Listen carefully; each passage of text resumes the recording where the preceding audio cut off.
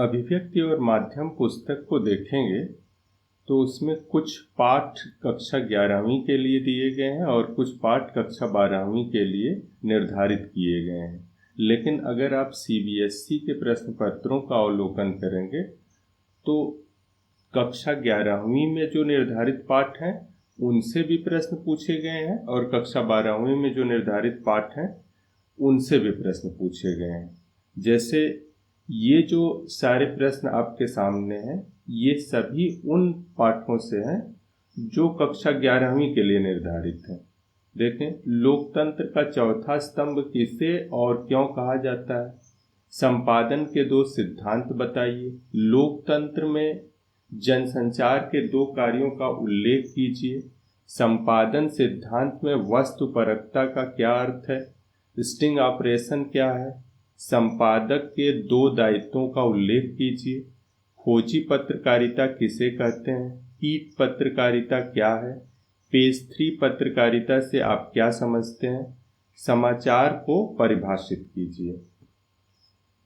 तो नमस्कार मित्रों, मैं हूँ रजत कुमार। आज हम लोग जो पाठ कक्षा 11वीं के लिए निर्धारित किए गए हैं और उनसे भी प्रश्न आए हैं सीबीएसई में, हम लोग उन पाठों पर चर्चा करेंगे। मेरी कोशिश ये है कि मैं थोड़ा संक्षेप में बता दूं जिससे आपको सारा मटेरियल भी प्राप्त हो जाए और आगे के लिए कोई समस्या भी न हो और ज़्यादा समय भी आप न गंवाएं। तो आइए शुरू करते हैं। पत्रकारिता के विविध आयाम पाठ से हम लोग आज पढ़ेंगे समाचार के तत्व। तो समाचार के तत्वों को जानने से पहले हम लोग जान लें समाचार क्या होता है।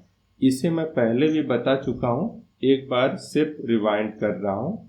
समाचार किसी भी ऐसी ताज़ा घटना, विचार या समस्या की रिपोर्टिंग है जिसमें अधिक से अधिक लोगों की रुचि हो और जिसका अधिक से अधिक लोगों पर प्रभाव पड़ रहा हो। इस परिभाषा को मैं पहले भी बता चुका हूँ, तो फिर क्यों बता रहा हूँ? उसकी वजह यह है कि अगर इस परिभाषा को आप ठीक ढंग से याद कर लेते हैं तो निश्चित रूप से जो समाचार के तत्व हैं उनमें से ज़्यादातर को आप समझ जाएंगे। समाचार के तत्व का क्या मतलब? इनसे मिलकर या इनके कारण समाचार बनते हैं। तो कौन कौन से तत्व हैं? नवीनता, इनको मैं डिटेल में भी बताऊंगा आपको। नवीनता, निकटता, प्रभाव, जनरुचि, टकराव या संघर्ष, महत्वपूर्ण लोग, उपयोगी जानकारियां, अनोखापन, पाठक वर्ग और नीतिगत ढांचा। तो ये सारे तत्व हैं। इन तत्वों को एक बार संक्षेप में जान लें कि इनका अर्थ क्या है। नवीनता क्या है? अब समाचार शब्द जो है ये अंग्रेजी में न्यूज कहलाता है। तो न्यूज जो बना है न्यू से बना है, न्यू का बहुवचन है।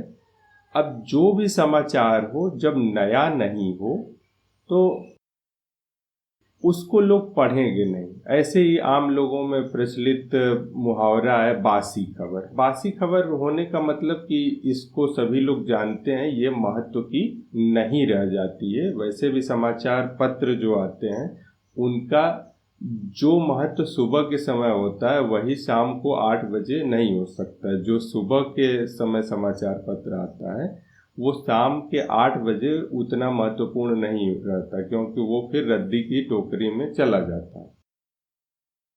पाठक ऐसे ही समाचारों को पढ़ना चाहेगा जो नवीन हो। नवीन मतलब नया।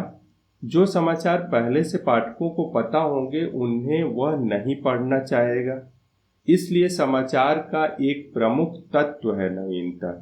यद्यपि यह ध्यान देना होगा कि यदि कोई महत्वपूर्ण घटना है और वह पुरानी भी है जिसको अभी तक लोग नहीं जान पाए हैं या आज के संदर्भ में उसका प्रभाव दूसरा है या अलग ढंग का है, तो वह भी समाचार बन सकती है। कहने का मतलब नवीनता तो होनी ही चाहिए। इसके अलावा अगर कोई पुरानी घटना आज के संदर्भ में नए सिरे से उसको देखा जा रहा है, उसका महत्व आज के समय बढ़ गया, तो वह समाचार बन जाएगी। इसे आप समझ रहे होंगे। निकटता, निकटता का मतलब हमारे आसपास कोई घटना हुई तो वो समाचार बन जाएगी, क्योंकि वो हमें प्रभावित कर रही है। निकटता से तात्पर्य ऐसे समाचारों से है जो पाठक के सबसे नज़दीक हो।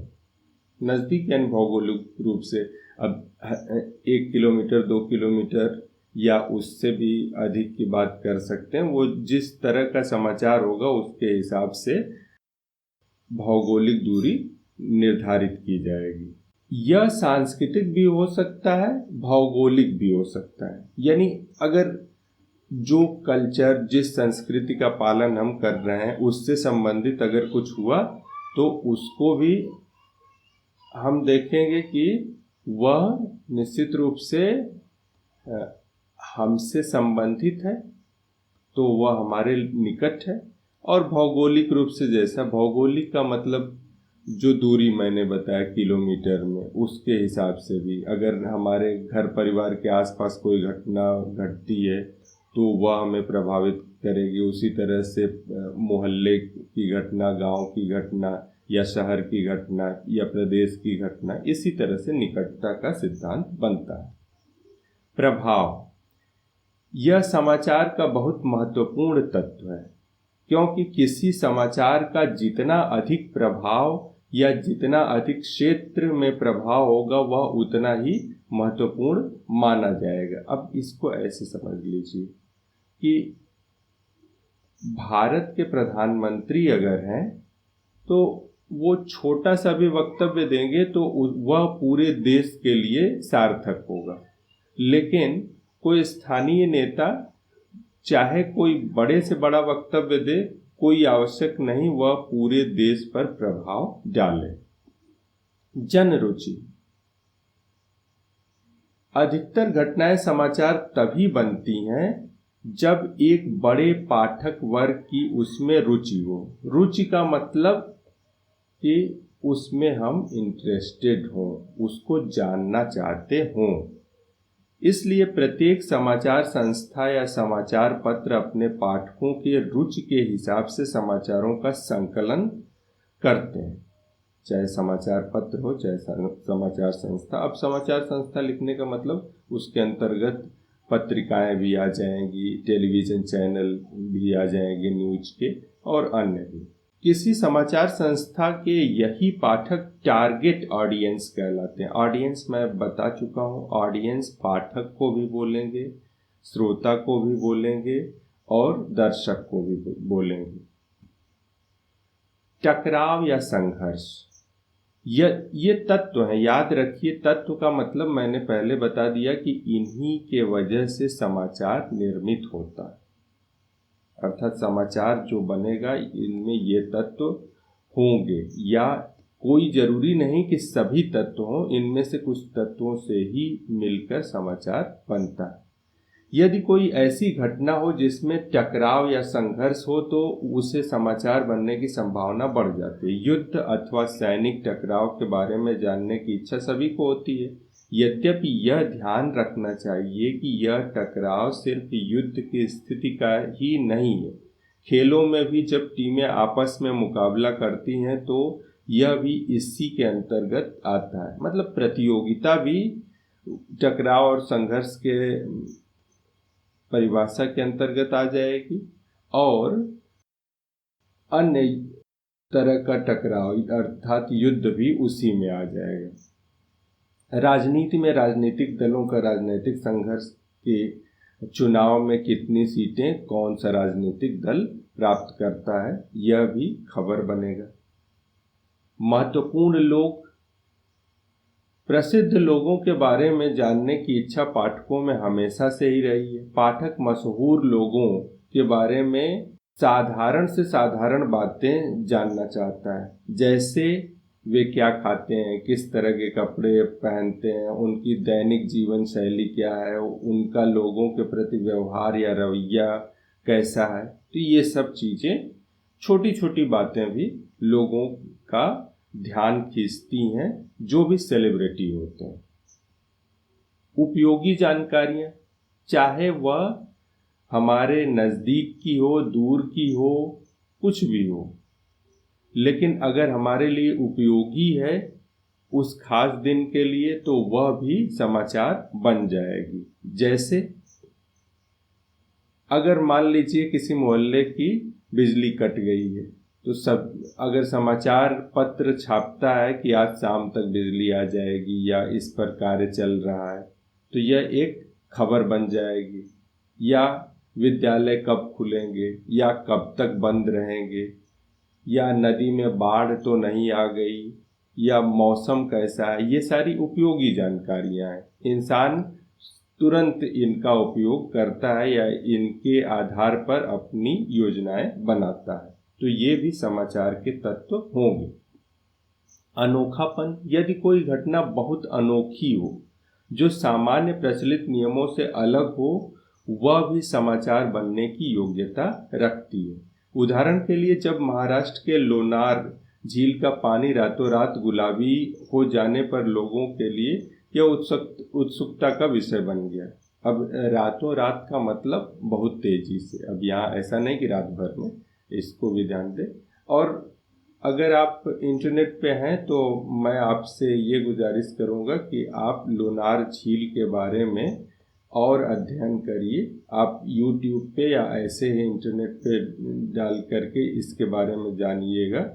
यह उल्का पिंड से बनी हुई झील है और इस पे बहुत से वैज्ञानिक शोध भी हो रहे हैं। तो ये एक छोटी सी घटना है कि उसका पानी नीले से गुलाबी हो गया, तो ये फिलहाल की घटना है।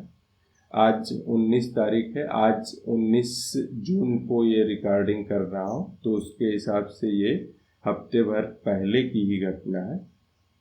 तो आप उसको आप देख लीजिएगा। इसको देखेंगे तो अच्छा भी लगेगा। कुछ और आर्टिकल इससे संबंधित पढ़िएगा अवश्य। ये है उसकी तस्वीर और ये अगला जो फोटो आप देखेंगे पहले की तस्वीर है। दोनों में आप अंतर देख लीजिए। पाठक वर्ग, किसी समाचार या घटना का महत्व इससे भी तय होता है कि उस समाचार को जानने वाले या जानने के इच्छुक पाठक कौन से हैं। जैसे सेंसेक्स में उछाल की घटना ब्यूटी टिप्स जानने की इच्छा रखने वाले किसी पाठक के लिए कोई महत्व नहीं रखती। अब सेंसेक्स में कितने पॉइंट का उछाल हुआ या कितने पॉइंट की उसमें कमी देखी गई, अब कोई ब्यूटी टिप्स वाला व्यक्ति उससे क्या अर्थ है। लेकिन यह किसके लिए महत्वपूर्ण बन जाएगी? जो व्यापारी वर्ग है या जो उसमें इन्वेस्टमेंट किया है, उसके लिए महत्वपूर्ण खबर हो जाएगी। तो आज के लिए बस इतना ही था। धन्यवाद। यह आगे भी चलता रहेगा और उन सारे प्रश्नों को कवर करूंगा जिनको मैंने आपको आज बताया है।